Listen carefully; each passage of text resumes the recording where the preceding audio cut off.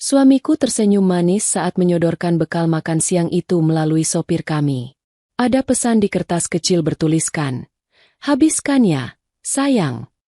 Aku tak menyangka, maut yang ia kirimkan justru salah alamat. Sopir kami malah mengantarnya ke rumah wanita simpanannya karena terbiasa ke sana.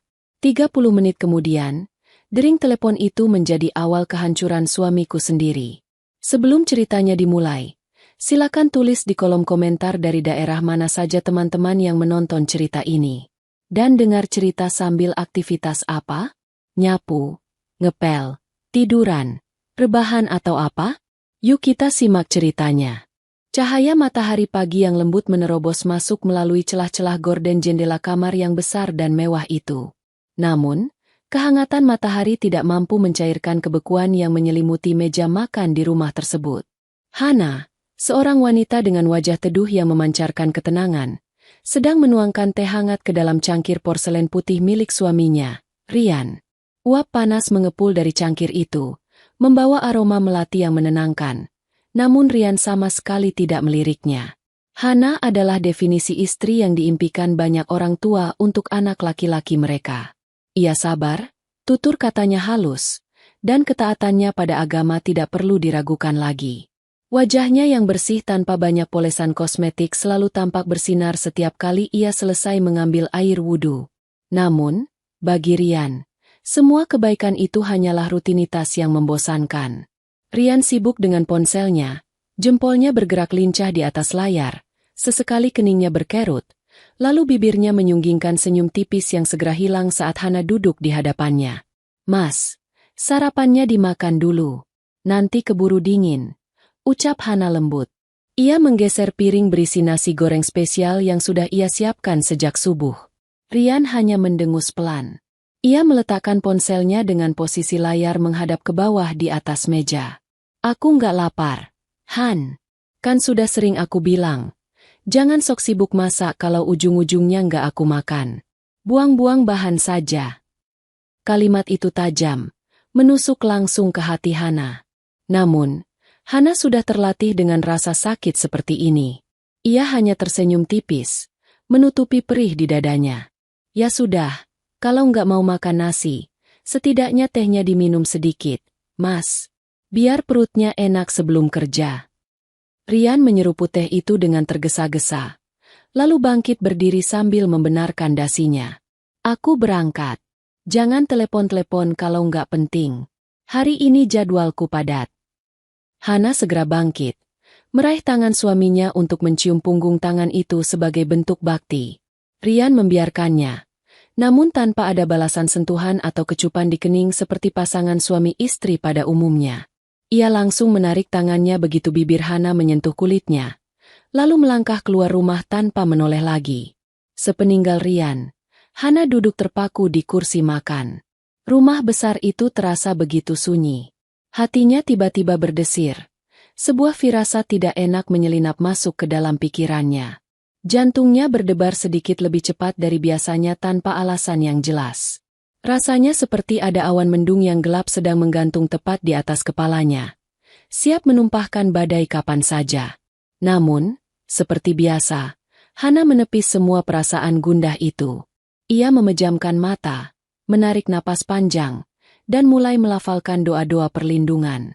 "Ya Allah, lindungilah suamiku dalam setiap langkahnya. Jauhkanlah dia dari mara bahaya dan fitnah dunia. Jika ada kehilafan padanya, tuntunlah ia kembali ke jalan MU," bisik Hana lirih. Air mata bening menetes di pipinya. Namun ia segera mengusapnya. Ia percaya, doa istri adalah benteng terkuat bagi suami, meskipun sang suami tidak pernah menghargainya. Sementara itu, di dalam mobil mewah yang melaju membelah kemacetan ibu kota, suasana hati Rian justru sedang berada di puncak kejenuhan dan kepanikan. Bukan pekerjaan kantor yang membuatnya stres, melainkan pesan-pesan yang terus membanjiri ponselnya sejak tadi malam. Clara, wanita yang telah mengisi hari-hari gelap Rian selama setahun terakhir, kini berubah menjadi mimpi buruk yang menuntut. Clara bukan lagi sekadar tempat pelarian yang menyenangkan. Wanita itu mulai menuntut status. Ponsel Rian bergetar lagi. Sebuah pesan suara masuk. Rian memastikan kaca penyekat antara kursi penumpang dan kursi sopir tertutup rapat agar Pak Mamat, sopir pribadinya, tidak bisa mendengar apapun. Ia menekan tombol putar. Suara Clara terdengar melengking dan penuh emosi. "Mas, sampai kapan aku harus nunggu? Kamu janji bulan ini mau bersihin urusan sama perempuan kampung itu. Aku nggak mau tahu, Mas. Kalau kamu nggak segera ceraikan Hana, aku yang bakal datang ke rumahmu dan bongkar semuanya. Ingat, aku tahu soal penggelapan dana di perusahaanmu tahun lalu. Kamu pilih mana? Hana hilang, atau karirmu hancur dan kamu masuk penjara?" Rian membanting ponselnya ke jok kulit di sebelahnya. Napasnya memburu. Wajahnya memerah menahan amarah bercampur ketakutan. Ancaman Clara tidak main-main. Rian tahu betul Clara memegang kartu asnya. Jika skandal penggelapan dana itu terbongkar, tamatlah riwayatnya. Namun, menceraikan Hana juga bukan perkara mudah. Sebagian besar aset yang mereka miliki, termasuk rumah mewah dan beberapa ruko, adalah harta bawaan dari mendiang orang tua Hana yang diwariskan kepada putrinya. Jika mereka bercerai, Rian akan terusir tanpa membawa banyak harta. Rian sangat mencintai gaya hidup mewahnya. Ia tidak bisa membayangkan hidup miskin atau harus memulai dari nol. "Sialan," umpat Rian pelan. "Kenapa semuanya jadi rumit begini?" Pikirannya berputar liar. Clara menuntut pernikahan dan kemewahan. Hana memiliki harta yang ia butuhkan untuk memuaskan Clara dan gaya hidupnya sendiri. Satu-satunya penghalang bagi kebahagiaan Rian, menurut logika sesatnya saat itu, adalah keberadaan Hana. Jika Hana meninggal, pikir Rian, semua harta warisan akan jatuh ke tangannya sebagai suami sah.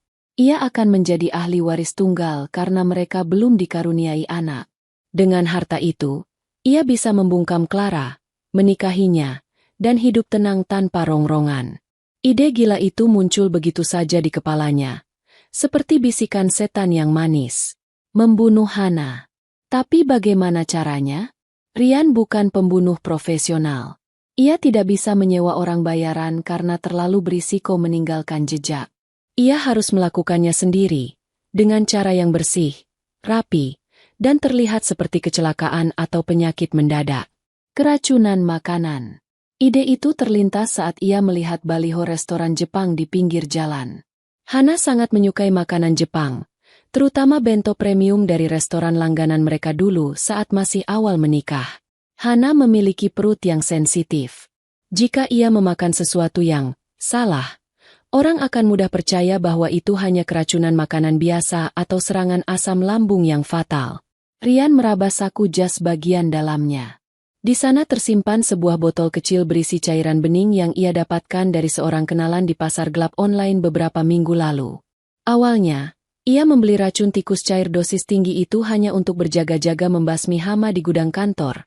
Namun zat kimia itu tidak memiliki bau dan tidak memiliki rasa yang mencolok jika dicampur dengan makanan berbumbu kuat.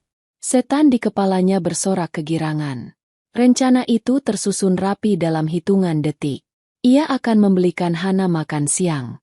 Sikap manis yang tiba-tiba ini akan membuat Hana lengah. Hana yang naif pasti akan mengira Rian sedang mencoba memperbaiki hubungan mereka. "Pak Mamat," panggil Rian melalui interkom mobil. Suaranya terdengar dingin dan datar. "Ya, Pak," sahut Pak Mamat dari depan. "Nanti sebelum ke kantor, kita mampir dulu ke restoran Takumi di jalan utama. Saya mau beli makan siang," perintah Rian. "Baik, Pak," jawab Pak Mamat patuh. Rian bersandar kembali di kursinya. Matanya menatap kosong ke jalanan di luar jendela. Hatinya sudah membatu. Tidak ada rasa kasihan sedikit pun untuk wanita yang tadi pagi mencium tangannya dan mendoakannya. Di benak Rian, Hana hanyalah penghalang yang harus disingkirkan hari ini juga. Tekadnya sudah bulat. Hari ini akan menjadi hari terakhir Hana bernapas di dunia ini, dan hari pertama Rian menyongsong kebebasan semuanya. Mobil sedan hitam mengilap itu berhenti perlahan di pelataran parkir restoran Takumi. Ini adalah restoran Jepang kelas atas yang menyajikan makanan dengan kualitas terbaik dan harga yang cukup menguras kantong. Dulu, di masa-masa awal pernikahan yang masih sedikit manis, Rian sering mengajak Hana makan di sini. Hana selalu memesan menu yang sama, Bento premium dengan salmon teriyaki dan sup miso. Rian turun dari mobil, merapikan jasnya sejenak, lalu melangkah masuk ke dalam restoran dengan langkah tegap. Udara dingin dari pendingin ruangan dan aroma panggangan daging menyambutnya. Pelayan restoran yang mengenakan kimono menyapanya dengan ramah dalam bahasa Jepang. 1 paket premium bento salmon teriyaki. Take away. Ucap Rian datar tanpa membalas senyuman pelayan itu. Baik, Pak. Mohon ditunggu sebentar. Jawab pelayan itu sopan. Sambil menunggu, Rian mengetuk-ngetukkan jarinya di meja kasir. Jantungnya berdetak kencang. Bukan karena antusiasme akan makanan lezat itu, melainkan karena adrenalin dari rencana jahat yang sedang ia jalankan. Ia melihat sekeliling, memastikan tidak ada orang yang ia kenal di sana. Ia merasa seolah-olah semua mata sedang mengawasinya, padahal pengunjung lain sibuk dengan urusan mereka masing-masing. Tak lama kemudian, pesanan itu siap. Sebuah bungkusan elegan dengan kotak bento bertingkat yang terbuat dari bahan berkualitas, lengkap dengan sumpit dan tisu basah. Rian membayar dengan kartu kreditnya, lalu segera kembali ke mobil. Jalan, Pak. Kita cari tempat parkir yang sepi sebentar di area perkantoran sana. Saya mau telepon klien penting, butuh ketenangan. Perintah Rian kepada Pak Mamat begitu ia masuk ke mobil. Alasan yang dibuat-buat. Tentu saja. Pak Mamat, sopir setia yang sudah bekerja hampir 10 tahun, hanya mengangguk patuh. Ia mengarahkan mobil ke area parkir di belakang sebuah gedung perkantoran yang cukup sepi dan rimbun oleh pepohonan. Setelah mobil berhenti dan mesin dimatikan, Rian kembali menutup sekat kaca pemisah antara dirinya dan Pak Mamat. Ia memastikan tirai jendela di kursi belakang tertutup rapat, menciptakan ruang privat yang gelap dan tersembunyi dari dunia luar. Dengan tangan yang sedikit gemetar, Rian membuka bungkusan bento itu. Aroma gurih dari salmon panggang dan nasi Jepang yang pulen langsung menyeruak memenuhi kabin mobil. Makanan itu terlihat sangat menggugah selera. Potongan salmon yang mengilap oleh saus teriyaki, salad segar, tamagoyaki, telur dadar gulung, dan semangkuk sup miso yang masih hangat di wadah tertutup rapat. Rian menarik napas panjang, mencoba menenangkan saraf-sarafnya. Ia mengeluarkan botol kecil dari saku jas dalamnya. Botol kaca bening tanpa label, berisi cairan transparan yang mematikan. Ia juga mengeluarkan sebuah suntikan kecil yang sudah ia siapkan sebelumnya. Dengan hati-hati, Rian menyedot cairan racun itu ke dalam tabung suntik. Tangannya berkeringat dingin. 1 tetes saja cukup untuk membuat perut mulas hebat, tapi 1 suntikan penuh ini akan menghentikan kerja jantung dalam hitungan jam, batin Rian, mengingat penjelasan penjual racun itu. Ia menusukkan jarum suntik itu ke sela-sela daging salmon yang tebal.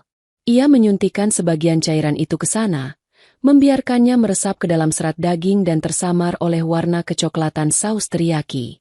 Sisanya, ia suntikkan ke dalam wadah sup miso melalui celah kecil ditutupnya, lalu mengocoknya pelan agar tercampur rata. Bau racun itu samar, tertutup sempurna oleh aroma kuat bawang putih dan jahe pada bumbu teriyaki. Secara visual, tidak ada yang berubah. Makanan itu tetap terlihat lezat, mewah, dan tidak berbahaya. Namun, di balik kelezatan itu, tersimpan tiket kematian yang pasti. Setelah selesai, Rian menyembunyikan kembali botol dan suntikan itu ke dalam tas kerjanya. Ia menyeka keringat dingin yang menetes di pelipisnya dengan tisu. Jantungnya bergemuruh hebat di dalam dada. Campuran antara rasa takut ketahuan dan kepuasan yang sakit karena rencananya berjalan mulus. Langkah terakhir untuk menyempurnakan sandiwara ini adalah sebuah pesan manis. Rian mengambil pulpen dan secari kertas sticky note berwarna kuning cerah yang selalu ia bawa di tasnya.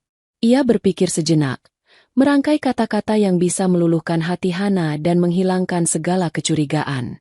Tangannya bergerak menulis di atas kertas itu. Tulisan tangannya rapi, namun terasa kaku. Maaf aku sibuk akhir-akhir ini dan sering marah-marah. Makan siang ini spesial untukmu. Sayang. Habiskannya. Biar kamu sehat. Love. Rian. Rian menempelkan kertas itu tepat di atas tutup kotak bento. Ia membaca ulang tulisannya dan tersenyum sinis. Kata, sayang, di sana terasa seperti ejekan. Betapa mudahnya memanipulasi perasaan wanita seperti Hana, pikirnya.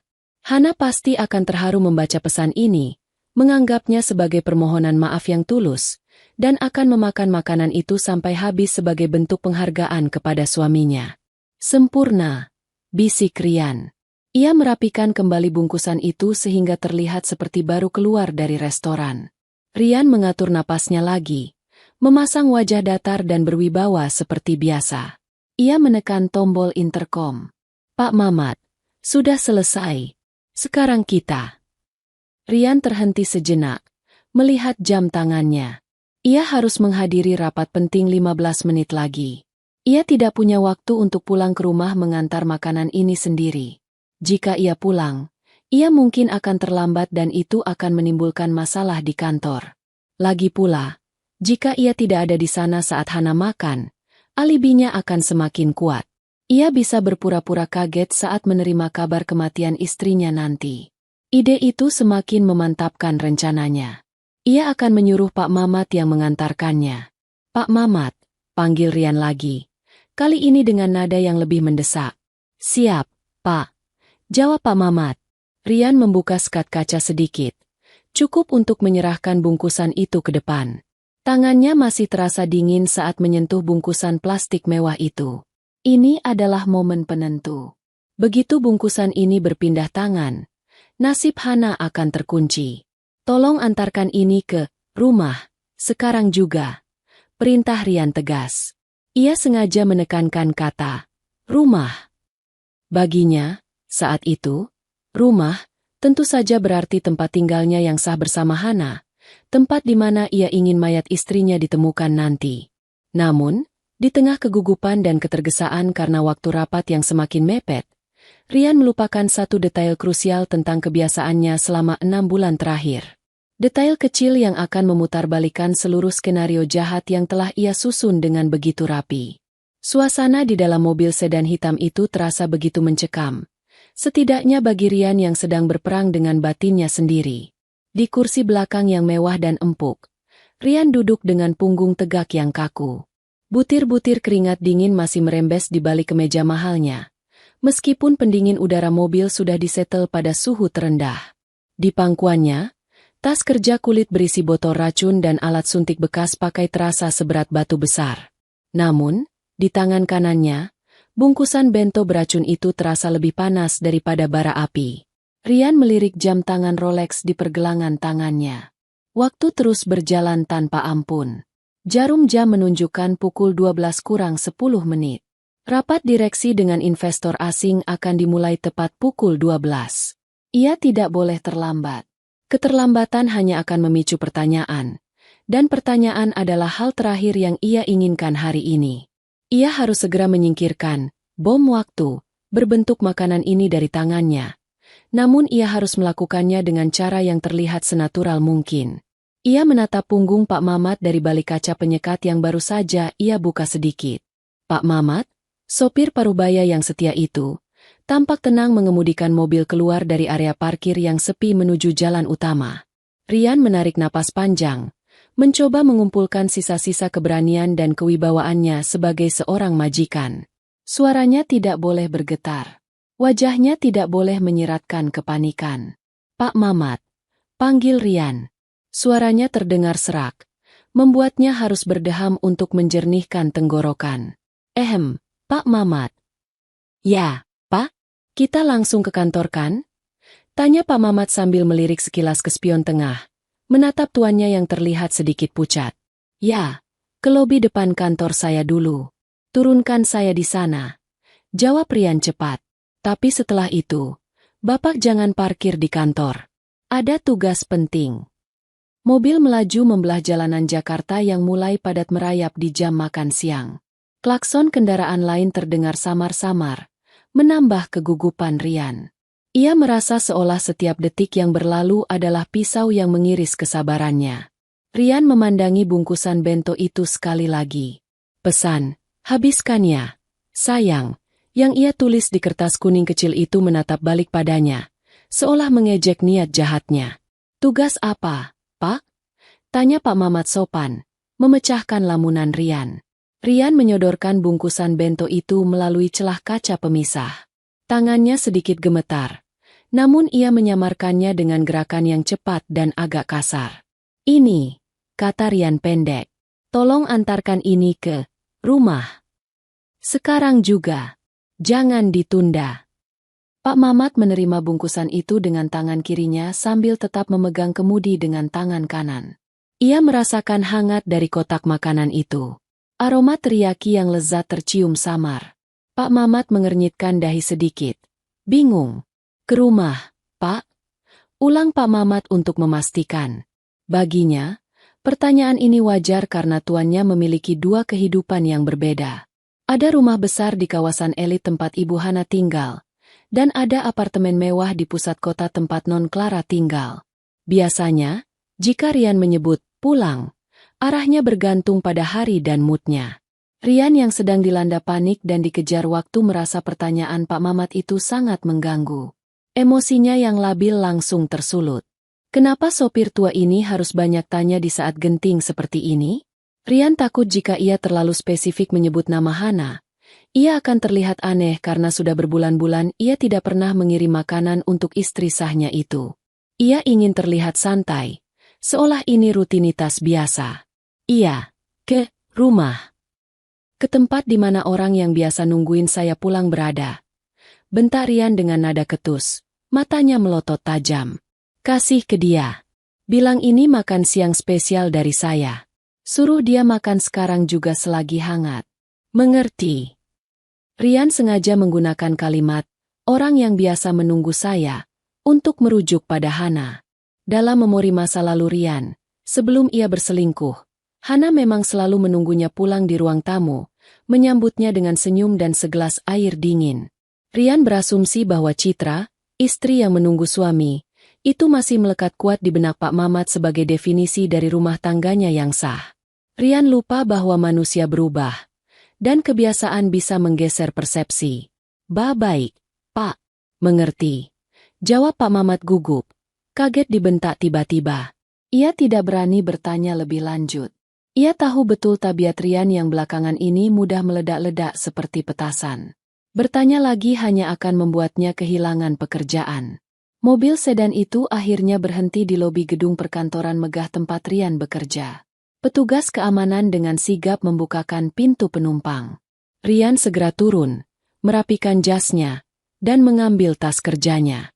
Sebelum menutup pintu mobil, Rian membungkuk sedikit, menatap Pak Mamat dengan tatapan yang ia usahakan terlihat tegas namun menyiratkan urgensi.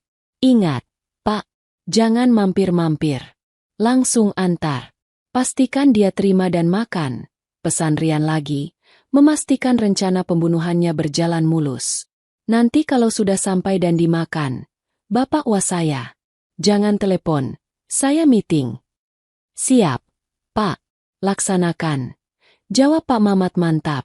Rian menutup pintu mobil dengan debaman yang cukup keras.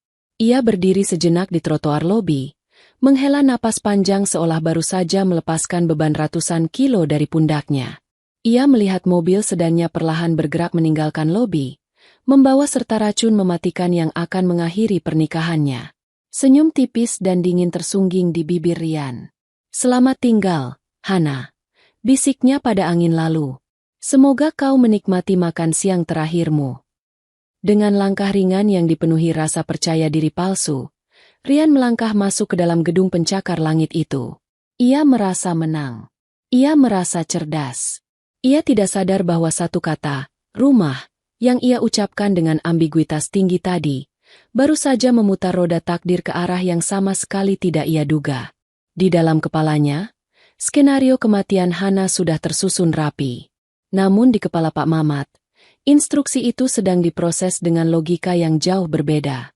Sementara Rian masuk ke lift menuju lantai 30, Pak Mamat mengarahkan mobil keluar dari area perkantoran. Bungkusan bento itu duduk manis di kursi penumpang depan, tepat di sebelah Pak Mamat.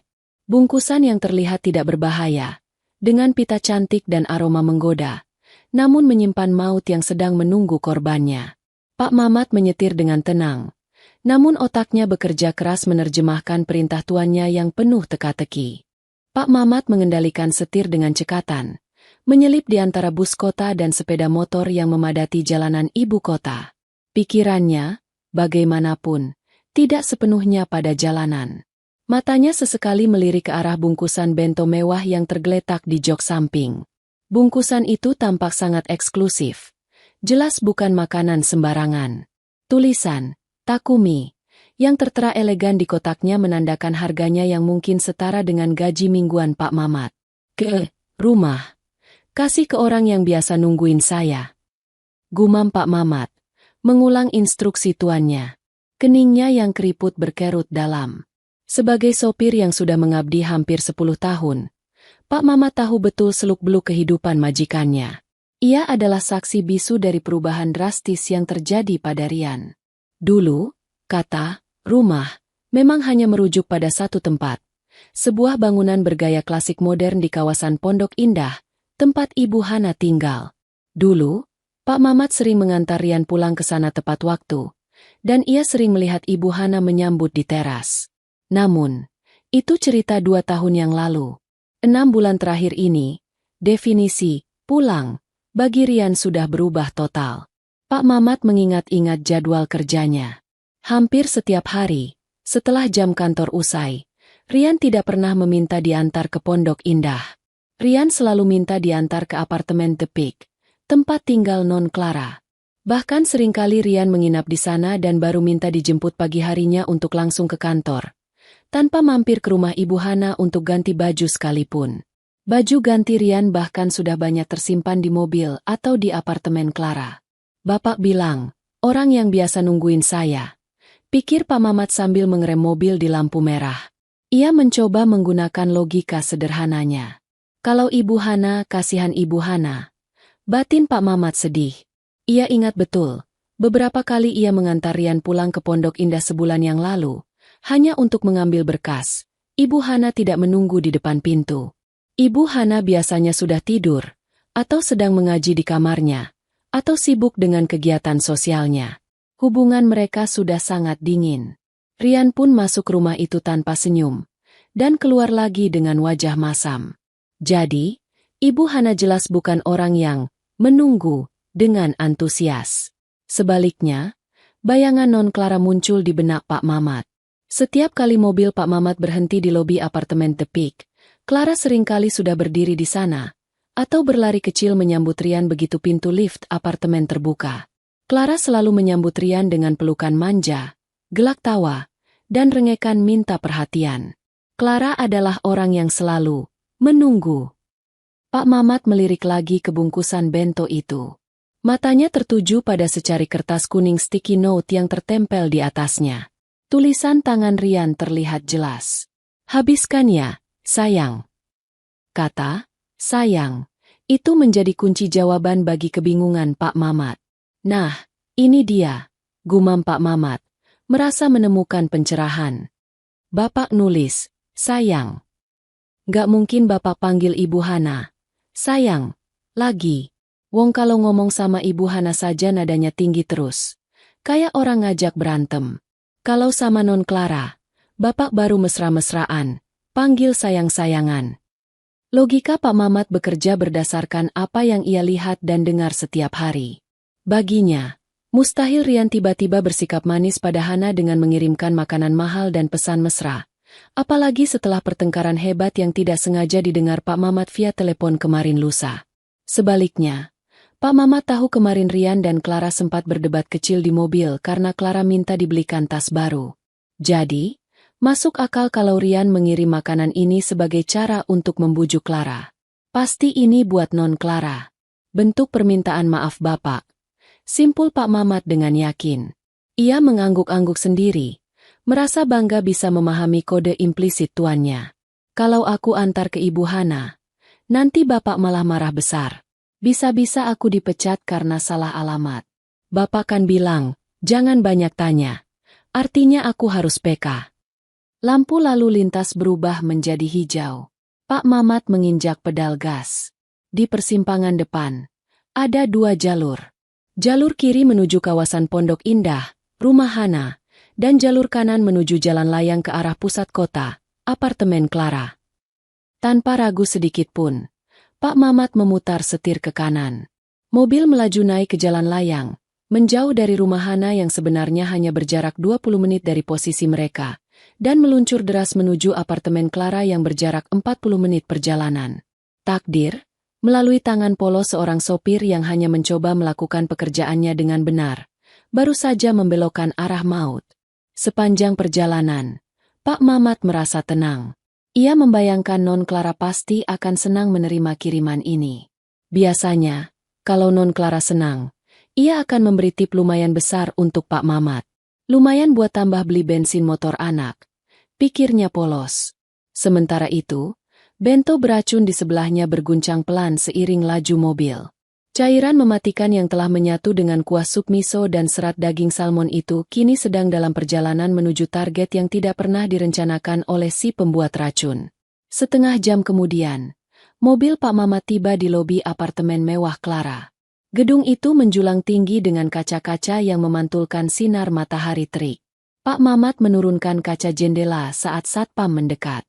Mau antar paket buat Ibu Clara di lantai 15, dari Pak Rian, kata Pak Mamat kepada satpam yang sudah mengenalnya. Oh, silakan Pak Mamat. Parkir di lobi sebentar boleh. Lagi sepi, jawab satpam itu ramah. Pak Mamat memarkirkan mobil, lalu mengambil bungkusan bento itu dengan hati-hati. Ia berjalan masuk ke lobi yang dingin dan wangi, menuju lift. Ia menekan tombol lantai 15. Lift meluncur naik dengan cepat, membawa serta kematian yang terbungkus rapi dalam kotak makanan Jepang. Di dalam lift, Pak Mamat merapikan sedikit kerah seragamnya. Ia ingin terlihat rapi saat menyerahkan amanat tuannya. Pintu lift berdenting dan terbuka di lantai 15. Lorong apartemen itu sunyi dan berkarpet tebal. Pak Mamat melangkah menuju unit nomor 1508. Ia menekan bel pintu. Klik. 2 kali. Tak lama kemudian, terdengar suara langkah kaki dari dalam. Pintu terbuka. Clara berdiri di sana, mengenakan pakaian rumah yang santai namun tetap terlihat modis. Wajahnya terlihat agak sembab, sisa kekesalan kemarin, namun matanya langsung berbinar saat melihat siapa yang datang. Bukan Pak Mamat yang ia lihat, melainkan bungkusan dengan logo restoran favoritnya di tangan Pak Mamat. Pak Mamat? Ada apa, Pak? Tanya Clara. Suaranya berubah menjadi nada ingin tahu. Pak Mamat tersenyum sopan sambil menyodorkan bungkusan itu. Siang, Non Clara. Ini ada titipan makan siang dari Bapak. Kata Bapak, ini spesial buat Non. Harus dimakan sekarang selagi hangat. Mata Clara melebar. Ia melihat kotak bento dari restoran Takumi itu. Ia tahu persis betapa mahalnya makanan itu. Namun yang membuat hatinya melonjak kegirangan adalah secari kertas kuning yang menempel di sana. Clara mengambil bungkusan itu dan membaca pesannya. Maaf aku sibuk. Makan siang ini spesial untukmu. Sayang. Love. Rian. Senyum kemenangan merekah lebar di wajah Clara. Rasa kesalnya pada Rian seketika menguap. Ia merasa sangat dicintai. Ia merasa Rian akhirnya mengerti apa yang ia mau. Pesan, sayang, dan love. Itu adalah bukti validasi yang ia cari-cari. Duh, Mas Rian so sweet banget sih. Gumam Clara manja. Pipinya merona merah. Ia menatap Pak Mamat dengan wajah cerah. Makasih ya, Pak Mamat. Bapak perhatian banget hari ini. Sama-sama, Non. Pesan Bapak, harus dihabiskan ya, Non. Tambah Pak Mamat, menyampaikan pesan maut itu dengan polosnya. Pasti dong, Pak. Bilang sama Rian makasih ya. Saya makan sekarang juga. Kebetulan saya belum makan dari pagi gara-gara galau. Kekeh Clara. Ia merogoh saku celananya, mengambil selembar uang berwarna merah dan memberikannya pada Pak Mamat. Nih Pak, buat beli kopi. Alhamdulillah, makasih banyak Non. Ucap Pak Mamat sumringah. Pak Mamat pamit undur diri. Clara menutup pintu apartemennya dengan hati berbunga-bunga. Ia membawa bento itu ke meja makan marmer di dekat jendela yang menghadap pemandangan kota. Ia duduk, membuka tutup bento, dan menghirup aroma lezat yang menguar. Tanpa curiga sedikit pun, Clara mengambil sumpit. Ia menyendok sup miso terlebih dahulu, lalu menggigit potongan besar salmon teriyaki yang sudah bercampur dengan racun mematikan. Enak banget, desis Clara sambil mengunyah. Ia makan dengan lahap, menikmati setiap suapan, sambil membayangkan sebentar lagi ia akan menjadi satu-satunya Nyonya Rian. Ia tidak tahu bahwa setiap suapan yang masuk ke kerongkongannya sedang menghitung mundur sisa hidupnya. Di bawah, Pak Mamat kembali ke mobil dengan perasaan lega. Tugas selesai. Ia mengambil ponselnya, mengetik pesan WhatsApp kepada Rian sesuai perintah. Pak, amanat sudah sampai di tangan. Sudah diterima dengan senang hati dan langsung dimakan. Saya standby di bawah. Pesan terkirim. Pak Mamat menyandarkan punggungnya, menyalakan radio, dan bersiul pelan. Ia tidak tahu bahwa pesan yang ia kirimkan itu akan menjadi lonceng kematian bagi tuannya sendiri. Sementara mobil Pak Mamat melaju kencang menjauhi kawasan Pondok Indah membawa paket mematikan itu, suasana di rumah besar Rian dan Hana terasa begitu hening dan damai. Berbeda jauh dengan kekalutan yang dirasakan Rian di kantor atau kegembiraan semu yang sedang dirasakan Clara di apartemennya. Hana duduk bersimpuh di atas sajadah di ruang salat pribadinya. Jam dinding menunjukkan pukul 12 siang lewat sedikit. Waktu di mana matahari sedang terik-teriknya memanggang bumi. Biasanya, ini adalah jam makan siang. Namun, hari itu adalah hari Senin, dan Hana sedang menjalankan puasa sunnah, sebuah kebiasaan yang sudah ia jalani bertahun-tahun untuk menenangkan batinnya yang sering gundah karena perlakuan dingin suaminya. Bu Hana, istirahat dulu, Bu. Suara lembut Mbok Yem, asisten rumah tangga senior yang sudah dianggap keluarga sendiri, terdengar dari ambang pintu. Hana menoleh. Wajahnya terlihat sedikit pucat namun senyum tulus tetap menghiasi bibirnya. Ia melipat mukena putihnya dengan rapi. Iya, Mbok. Sebentar lagi. Tanggung zikirnya. Mbok Yem masuk membawa nampan berisi segelas air mineral untuk nanti berbuka dan beberapa obat pereda nyeri. Wajah wanita tua itu tampak khawatir. Ibu masih sakit giginya? Dari pagi ibu megangin pipi terus. Nanti kalau buka puasa jangan makan yang keras-keras dulu ya, Bu. Hana menyentuh pipi kanannya pelan. Memang benar, sejak bangun tidur tadi pagi, gigi gerahamnya terasa nyut-nyutan hebat. Rasa sakit itu menjalar hingga ke kepala, membuatnya kehilangan nafsu makan sama sekali. Bahkan seandainya ia tidak sedang berpuasa pun, ia ragu bisa menelan nasi. Iya, Mbok, masih agak sakit. Untung lagi puasa, jadi sekalian menahan diri, jawab Hana pelan. Oh ya, Mbok, kardus-kardus sembako yang mau dibawa ke panti asuhan yatim piatu sudah siap semua di teras belakang. Sudah, Bu. Pak Ujang tukang kebun sudah naikin sebagian ke mobil box. Tinggal ibu cek saja. Lapor Mbok Yem. Hana mengangguk. Ia bangkit berdiri, merapikan gamis panjangnya. Alhamdulillah. Rencananya sore ini saya mau antar sendiri ke panti asuhan. Sekalian buka puasa bersama anak-anak di sana. Rasanya rumah ini terlalu sepi kalau saya sendirian. Hana berjalan menuju teras belakang, melewati ruang makan yang kosong. Ia menatap meja makan panjang yang tadi pagi menjadi saksi bisu ketu suaminya. Ada sedikit rasa perih di hatinya mengingat Rian yang pergi tanpa pamit yang layak. Namun, Hana segera menepis perasaan itu. Ia percaya, kesabaran adalah kunci surga. Tanpa Hana sadari, takdir sedang bekerja dengan cara yang misterius untuk melindunginya. Seandainya Pak Mama tidak salah paham dan benar-benar mengantar bento beracun itu ke rumah ini, Hana tidak akan memakannya siang itu karena ia sedang berpuasa. Dan seandainya ia menyimpannya untuk berbuka puasa nanti, sakit gigi yang ia derita akan membuatnya enggan mengunyah daging salmon yang berserat, dan mungkin ia akan memberikan makanan itu kepada orang lain atau membuangnya karena sudah dingin. Namun, perlindungan Tuhan ternyata lebih rapi dari itu. Makanan itu bahkan tidak diizinkan menyentuh gerbang rumah Hana. Malaikat maut yang dikirim Rian seolah tersesat di persimpangan jalan dan berbelok arah, menjauh dari wanita yang sedang sibuk memikirkan nasib anak-anak yatim itu. Saat Hana sedang memeriksa beras dan minyak goreng di teras belakang, tiba-tiba ia merasakan angin sejuk berhembus menerpa wajahnya.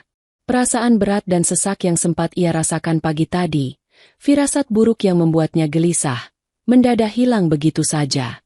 Hatinya terasa plong, ringan, seolah ada beban berat tak kasat mata yang baru saja diangkat dari pundaknya. Hana tertegun sejenak, memegang dadanya. Astagfirullah. Desisnya pelan. Kenapa tiba-tiba perasaanku jadi enak sekali ya?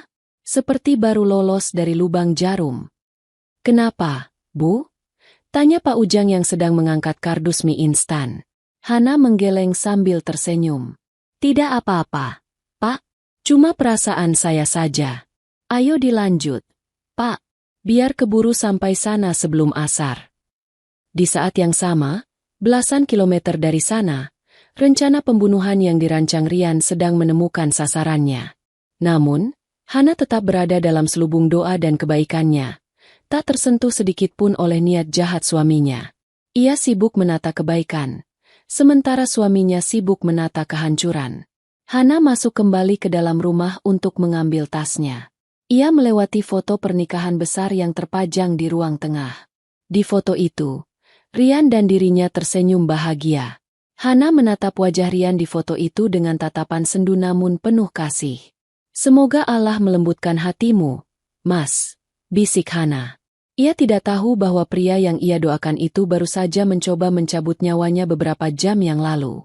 Ketidaktahuan Hana adalah berkah tersendiri hari itu. Ia melangkah keluar rumah dengan hati yang bersih, menuju mobil yang akan membawanya berbagi kebahagiaan dengan anak-anak panti, meninggalkan rumah yang seharusnya menjadi tempat kejadian perkara, namun kini tetap menjadi istana yang aman baginya. Di langit-langit rumah itu, seolah ada tameng gaib yang menolak bala, memantulkan kembali energi jahat kepada pengirimnya atau kepada siapapun yang bersekutu dengan kezaliman itu. Dan hari itu, energi jahat itu menemukan wadah baru, Clara. Cahaya matahari siang menembus kaca jendela apartemen lantai 15 itu dengan garang, namun pendingin ruangan membuat unit apartemen Clara terasa sejuk dan nyaman. Di atas meja makan marmer yang mengilap, kotak bento premium dari restoran Takumi sudah terbuka lebar, menampilkan isinya yang menggugah selera. Clara duduk di kursi dengan kaki disilangkan, ponsel pintar tipe terbaru di tangan kirinya, dan sumpit di tangan kanannya. Sebelum menyentuh makanan itu, ritual wajib Clara adalah memotretnya. Ia mengambil beberapa sudut foto yang estetik, menonjolkan irisan salmon yang tebal, warna-warni salad, dan tentu saja, sticky note kuning dengan tulisan tangan Rian yang berbunyi, "Habiskannya, sayang." Ia mengunggah foto itu ke fitur story di media sosialnya. Namun ia mengaturnya hanya untuk dilihat oleh teman-teman dekatnya, close friends. Ia menambahkan keterangan dengan huruf tebal. Finally, lunch from hubby. Mood booster banget setelah drama kemarin. Love you, Mas Rian hati merah 2. Clara tersenyum puas melihat postingan itu terunggah. Ia merasa menang. Ia membayangkan Hana di rumah besarnya yang sepi. Mungkin sedang makan tempe goreng atau sayur bening. Sementara dirinya menikmati bento premium kiriman Rian. Rasa superioritas memenuhi dadanya. Ia merasa dialah pemenang hati Rian yang sesungguhnya. "Mari makan," ucap Clara riang pada dirinya sendiri. Ia mengambil potongan salmon teriyaki yang cukup besar dengan sumpitnya. Saus teriyaki yang kental dan berkilau melapisi daging ikan itu. Tanpa ragu, Clara memasukkannya ke dalam mulut. Rasa gurih, manis, dan asin dari bumbu teriyaki meledak di lidahnya. Tekstur ikan salmon yang lembut lumer di mulut. Enak sekali. Namun, ada sedikit jejak rasa pahit yang sangat tipis, nyaris tak terasa, tertinggal di pangkal lidahnya setelah ia menelan. Clara mengernyit sedikit. "Kok agak pahit dikit ya? Mungkin karena dipanggangnya agak gosong."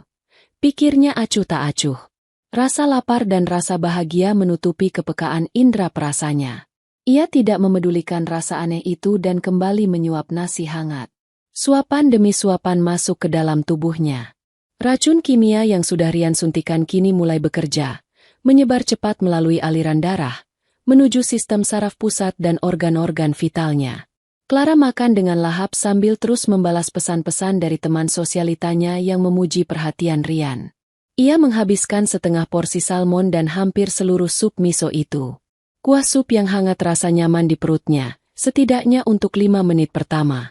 Tiba-tiba, Ponsel di tangan Clara terlepas dan jatuh ke meja dengan suara brak yang cukup keras. Ah! Clara tersentak kaget. Tangannya terasa licin dan kaku. Ia mencoba mengambil kembali ponselnya, namun jari-jarinya gemetar hebat, seolah kehilangan tenaga. Rasa nyaman di perutnya berubah drastis menjadi rasa mulas yang luar biasa. Seakan-akan ada tangan tak terlihat yang sedang memeras ususnya kuat-kuat. Keringat dingin sebesar biji jagung mulai bermunculan di kening dan lehernya dalam hitungan detik. Aduh sakit! Rintih Clara. Ia memegangi perutnya dengan kedua tangan, membungkuk menahan sakit. Awalnya ia mengira ini hanya sakit mak biasa karena telat makan. Tapi rasa sakit ini berbeda. Ini bukan sekadar perih lambung. Rasanya panas, membakar, menjalar dari perut naik ke kerongkongan. Napasnya mulai tersengal-sengal. Dadanya terasa berat, seolah ada batu besar yang menindih paru-parunya. Clara mencoba berdiri untuk mengambil air minum di dapur. Tapi kakinya goyah. Lututnya lemas seketika. Dan ia pun ambruk ke lantai marmer yang dingin. Kursi makan terjungkal bersamanya, menimbulkan suara gaduh di apartemen yang sunyi itu. Tolong! Suaranya tercekat di tenggorokan. Lidahnya terasa tebal dan keluh. Pandangannya mulai kabur, berputar-putar seperti sedang naik komedi putar dengan kecepatan tinggi. Objek-objek di sekelilingnya, sofa, TV, jendela, mulai kehilangan bentuk. Rasa takut yang amat sangat mulai merayapi benak Clara. Aku kenapa? Apa yang salah dengan makanannya? Batinnya menjerit panik. Bayangan Rian muncul di kepalanya. Bento itu. Tulisan, sayang, itu. Apakah basi? Tidak mungkin. Restoran Takumi terkenal dengan kualitasnya. Apakah racun? Otak Clara menolak mempercayainya. Tapi tubuhnya bereaksi jujur. Ia keracunan. Dengan sisa tenaga terakhir yang ia miliki, Clara merangkak pelan menuju ponselnya yang tergeletak di bawah meja. Jari-jarinya yang mulai membiru dan kaku berusaha menggeser layar kunci. Napasnya terdengar berbunyi ngik-ngik kasar, seperti orang tercekik. Air liur mulai menetes tak terkontrol dari sudut bibirnya. Ia harus menelepon seseorang. Siapa? Rian. Rian harus tahu. Rian harus menolongnya. Clara menekan kontak, My Love Rian, di daftar panggilan terakhir. Ia menekan tombol panggil. Ut. Di seberang sana, Rian sedang berada di tengah rapat penting. Ponselnya dalam mode silent di dalam saku jasnya. Tidak ada jawaban. Mas, tolong. Bisik Clara lirih. Air mata putus asa mengalir membasahi pipinya yang kini pucat pasi. Panggilan terputus. Clara mencoba menekan lagi. Kali ini ia berusaha menekan tombol darurat atau nomor resepsionis apartemen. Namun koordinasi otak dan tangannya sudah putus. Penglihatannya menggelap. Rasa sakit di perutnya sudah mencapai titik di mana ia mati rasa.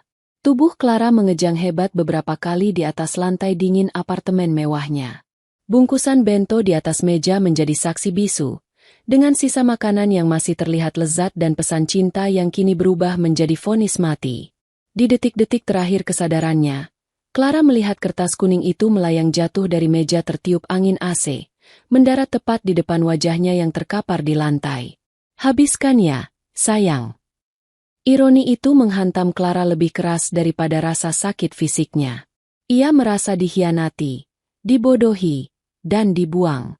Pria yang ia pikir mencintainya, ternyata mengirimkan kematian untuknya. Atau, apakah ini sebenarnya untuk Hana? Pertanyaan itu tidak sempat terjawab. Kesadaran Clara perlahan menghilang, ditelan kegelapan pekat. Tubuhnya berhenti mengejang. Kini terdiam kaku dengan posisi meringkuk mengenaskan. Hening kembali menguasai ruangan itu. Hanya suara dengungan kulkas dan hembusan AC yang terdengar, menemani tubuh sang penggoda yang kini tak berdaya. Paket maut itu telah menemukan korbannya, meski bukan korban yang dituju. Namun takdir punya cara sendiri untuk menghukum, dan hari itu, Clara membayar mahal atas posisinya sebagai tempat pulang yang salah. Sementara itu, di layar ponsel Clara yang masih menyala redup di lantai, notifikasi pesan WhatsApp dari Rian masuk. Pesan yang dikirim Rian diam-diam di bawah meja rapat setelah mendapat kabar dari Pak Mamat. Gimana makanannya? Enak? Habisin ya biar nggak mubazir. Pesan itu menyala terang di samping wajah Clara yang sudah tak sadarkan diri. Sebuah ejekan terakhir yang mengerikan. Jam dinding di ruang rapat eksekutif itu menunjukkan pukul 1:15. Suasana di dalam ruangan sangat formal dan dingin. Para petinggi perusahaan dan investor asing sedang berdiskusi serius mengenai proyeksi keuntungan kuartal depan. Grafik dan angka-angka terpampang di layar proyektor. Namun bagi Rian, semua itu hanyalah coretan tanpa makna. Rian duduk di kursi ujung meja. Posisinya sebagai direktur memaksanya untuk terlihat berwibawa. Namun, di balik jas mahalnya, tubuhnya basah oleh keringat dingin. Kakinya mengetuk-ngetuk lantai karpet tanpa henti.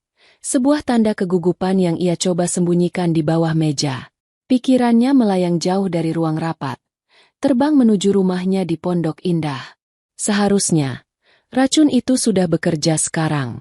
Seharusnya, Mbok Yem atau sopir lain di rumah sudah menemukan Hana tergeletak. Seharusnya, telepon di saku jasnya akan berdering sebentar lagi, membawa kabar, duka, yang sudah ia nantikan. Rian membayangkan skenarionya. Ia akan mengangkat telepon dengan wajah kaget, lalu meminta izin keluar rapat dengan alasan darurat keluarga. Ia akan pulang, berakting menangis histeris di depan jenazah istrinya, lalu menolak autopsi dengan alasan agama atau tidak tega, dan akhirnya ia akan bebas. Harta Hana akan menjadi miliknya, dan ia bisa menikahi Clara tanpa gangguan. Pak Rian, bagaimana menurut Anda tentang strategi pemasaran ini? Tanya salah satu investor, membuyarkan lamunan Rian. Rian tersentak. Ia berdeham, mencoba mengembalikan fokusnya. Ah, ya. Saya setuju. Lanjutkan saja sesuai rencana. Jawabnya asal, tanpa benar-benar tahu apa yang ditanyakan. Para peserta rapat saling pandang dengan bingung. Namun tidak ada yang berani protes. Tiba-tiba, keheningan ruang rapat itu pecah oleh dering ponsel Rian yang nyaring. Irama nada dering standar itu terdengar seperti jeritan di telinga Rian. Jantungnya berdegup kencang, seolah mau melompat keluar dari rongga dadanya. Ini dia, batin Rian. Waktunya sandiwara dimulai. Ia melihat layar ponselnya. Bukan rumah atau Mbok Yem yang tertera di sana, melainkan nomor tidak dikenal. Nomor telepon kabel lokal. Rian mengerutkan kening. Mungkin dari rumah sakit terdekat dari rumahnya? Pikirnya. Tangan Rian sedikit gemetar saat menggeser tombol hijau. Ia menempelkan ponsel itu ke telinganya. Sementara semua mata di ruang rapat tertuju padanya. Halo? Dengan Bapak Rian? Suara seorang wanita terdengar di seberang sana. Nadanya cepat dan mendesak. Latar belakang suara itu sangat berisik. Penuh dengan bunyi sirine dan teriakan orang. Suara khas unit gawat darurat. Ya, saya sendiri. Ini siapa? Tanya Rian, berusaha menjaga suaranya tetap tenang. Kami dari UGD Rumah Sakit Medika Pusat, Pak. Kami menghubungi Bapak karena nomor Bapak ada di panggilan terakhir ponsel korban. Kata petugas itu tanpa basa-basi. Kerabat Bapak saat ini dalam kondisi sangat kritis akibat keracunan makanan akut. Sudut bibir Rian berkedut. Nyaris membentuk senyum kemenangan yang tertahan. Berhasil, pikirnya. Hana sudah di rumah sakit. Tinggal tunggu kabar meninggalnya. Oh Tuhan! Rian mulai memasang nada suara panik yang dibuat-buat. Istri saya? Bagaimana keadaan istri saya? Ada jeda sejenak di seberang telepon. Petugas itu terdengar bingung. Istri? Maaf Pak. Identitas korban yang kami terima dari kartu identitas di dompetnya bukan istri Bapak sepertinya. Korban atas nama Ibu Clara. Dunia Rian berhenti berputar detik itu juga. Wajah Rian yang tadi pura-pura panik, kini berubah menjadi pucat pasi yang sesungguhnya. Matanya membelalak lebar, pupilnya mengecil. Darah seolah tersedot habis dari wajahnya. Apa? Bisik Rian. Suaranya nyaris tak terdengar.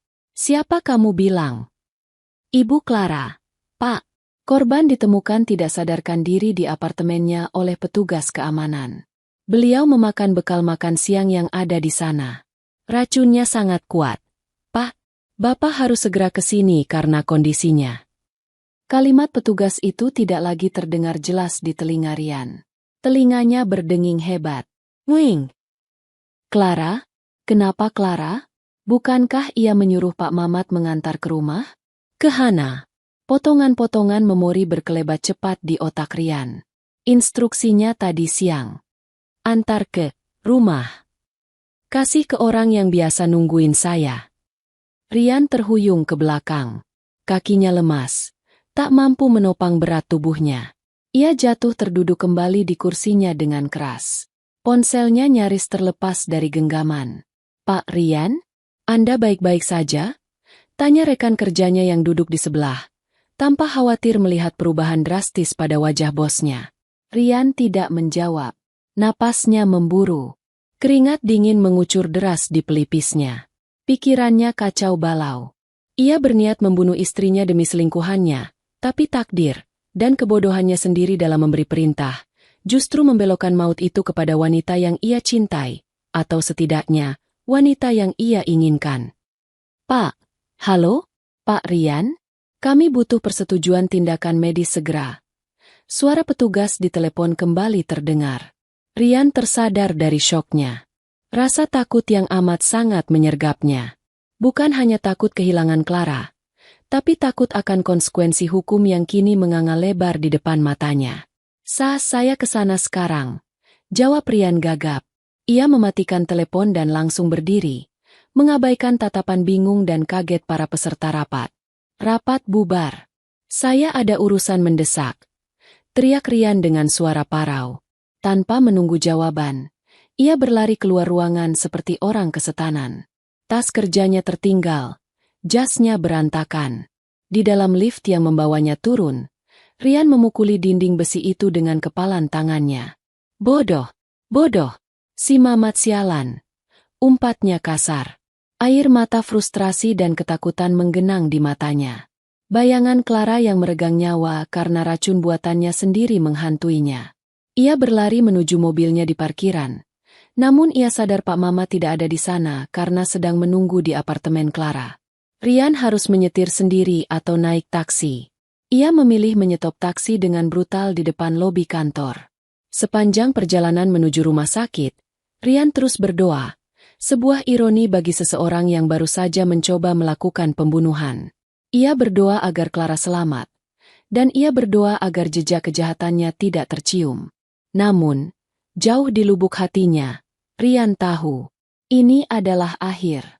Makanan itu, pesan tulisan tangan itu, sopirnya semua bukti mengarah padanya. Lorong unit gawat darurat Rumah Sakit Medika Pusat berbau karbol yang menyengat. Bercampur dengan aroma amis darah dan keringat kecemasan. Lampu neon putih yang terang benderang membuat suasana semakin mencekam. Rian berlari menyusuri lorong itu. Napasnya tersengal-sengal. Matanya liar mencari keberadaan Clara. Di depan ruang resusitasi, langkah Rian terhenti mendadak. Kakinya seolah dipaku ke lantai. Di sana, di bangku tunggu, duduk Pak Mamat dengan wajah pucat dan ketakutan. Di sebelahnya, berdiri dua orang petugas kepolisian berseragam lengkap. Dan yang membuat jantung Rian seakan berhenti berdetak adalah sosok wanita yang berdiri tenang di samping polisi itu. Hana, istri sahnya. Wanita yang seharusnya mati siang ini. Hana berdiri tegak, mengenakan gamis sederhana. Wajahnya menyiratkan kesedihan yang mendalam namun juga ketegaran yang luar biasa. Tidak ada tanda-tanda keracunan pada dirinya. Ia sehat walafiat. Rian merasa lututnya goyah. Ia ingin berbalik dan lari, tapi polisi sudah melihatnya. Itu dia. Itu Pak Rian. Seru Pak Mamat spontan saat melihat tuannya. Suara Pak Mamat bergetar, campuran antara lega dan takut. Dua polisi itu langsung melangkah tegap menghampiri Rian. Rian mundur selangkah, tapi punggungnya menabrak dinding. Ia terjebak. Bapak Rian Santoso? Tanya salah satu polisi dengan nada tegas. Rian menelan ludah. Tenggorokannya terasa kering kerontang. Ia menatap Hana, berharap ada simpati di sana. Tapi Hana hanya menatapnya dengan pandangan dingin yang belum pernah Rian lihat sebelumnya. Tatapan seorang istri yang sudah habis rasa sabarnya. Iya, saya. Jawab Rian lemah. Kami perlu meminta keterangan Anda terkait kasus percobaan pembunuhan yang mengakibatkan korban saudari Clara meninggal dunia 10 menit yang lalu. Ucap polisi itu datar. Meninggal. Kata itu menghantam Rian seperti palu godam. Dunianya runtuh seketika. Clara mati. Wanita yang ia perjuangkan dengan cara kotor itu kini sudah tiada. Mati di tangan Rian sendiri. Enggak mungkin. Desis Rian. Air mata mulai menetes. Itu pasti kecelakaan. Keracunan biasa. Polisi itu mengangkat sebuah kantong plastik bening berisi barang bukti. Di dalamnya, terdapat kotak bento yang sudah berantakan dan secari kertas kuning sticky note yang masih utuh. Sopir Anda, Pak Mamat, sudah memberikan kesaksian awal. Beliau diperintahkan mengantar makanan ini oleh Anda dengan instruksi khusus. Dan ini, polisi itu menunjuk kertas kuning di dalam plastik, adalah tulisan tangan Anda, bukan? Habiskan ya, sayang. Tim forensik kami sudah mengamankan sisa makanan yang mengandung racun sianida dosis tinggi. Rian menatap kertas kuning itu. Tulisan tangannya sendiri kini menjadi vonis matinya. Ia tidak bisa mengelak. Pak Mamat, dengan kepolosannya, telah menceritakan semuanya. Bagaimana Rian memaksanya mengantar ke rumah, tempat orang yang menunggu. Bagaimana Rian melarangnya banyak tanya. Rian menoleh ke arah Hana. Han, tolong aku. Han, ini salah paham. Aku nggak bermaksud. Hana melangkah maju perlahan. Ia tidak berteriak, tidak memaki. Ia hanya menarik napas panjang. Mas, panggil Hana pelan. Tadi Pak Mama telepon saya. Bingung dan nangis karena Clara kejang-kejang setelah makan bekal dari kamu. Pak Mamat bilang bekal itu harusnya buat orang rumah. Dia pikir dia salah kirim dan mencelakakan orang. Hana menatap mata suaminya lekat-lekat. Tapi setelah saya lihat buktinya, saya sadar, Mas, Pak Mamat nggak salah kirim. Makanan itu memang sampai ke alamat yang seharusnya. Menurut takdir Allah. Kalau Pak Mamat antar ke rumah kita, mungkin saya yang sekarang ada di kamar mayat. Hana menggelengkan kepalanya pelan. Kamu mau membunuhku, Mas? Hanya demi harta dan wanita lain. Rian jatuh berlutut di lantai rumah sakit yang dingin. Pertahanannya hancur lebur. Ia menangis meraung-raung, bukan karena tobat, tapi karena penyesalan nasibnya yang hancur. Ia menyesal rencananya gagal. Ia menyesal salah instruksi. Maafkan aku, Han. Maaf. Ratap Rian. Hukum dunia akan mengurusmu, Mas. Dan hukum akhirat sudah menunggu, kata Hana tegas. Ia menoleh ke polisi. Silakan diproses. Pak, saya akan menjadi saksi bahwa suami saya memang tidak pulang ke rumah siang ini dan tidak mengirim makanan apapun ke rumah saya. Polisi mengangguk. Bapak Rian, Anda kami tahan atas dugaan pembunuhan berencana. Bunyi klik dari borgol besi yang mengunci kedua pergelangan tangan Rian menjadi suara paling menyakitkan yang pernah ia dengar. Rian diseret berdiri oleh petugas. Orang-orang di lorong rumah sakit menontonnya dengan tatapan jijik. Pria perlente yang sukses itu kini tak lebih dari seorang pembunuh yang menyedihkan. Saat Rian digiring pergi, ia sempat menoleh ke belakang sekali lagi. Ia melihat Hana sedang menenangkan Pak Mamat yang masih syok. Hana terlihat begitu bercahaya, dilindungi oleh kebaikan dan doa-doanya. Sementara Rian, ia akan menghabiskan sisa hidupnya di balik jeruji besi, dihantui oleh bayangan Clara yang mati memakan racun yang ia racik sendiri. Clara telah pergi selamanya, membawa serta impian kotor Rian. Rian kehilangan segalanya, jabatannya, kekayaannya, kebebasannya, dan istri saleha yang selama ini ia sia-siakan. Plot twist yang menyakitkan bagi Rian adalah kenyataan bahwa salah alamat itu sebenarnya adalah alamat yang paling tepat untuk sebuah pengkhianatan. Kejahatan akan selalu menemukan jalan untuk menghancurkan tuannya sendiri. Hana berjalan keluar dari rumah sakit dengan langkah ringan.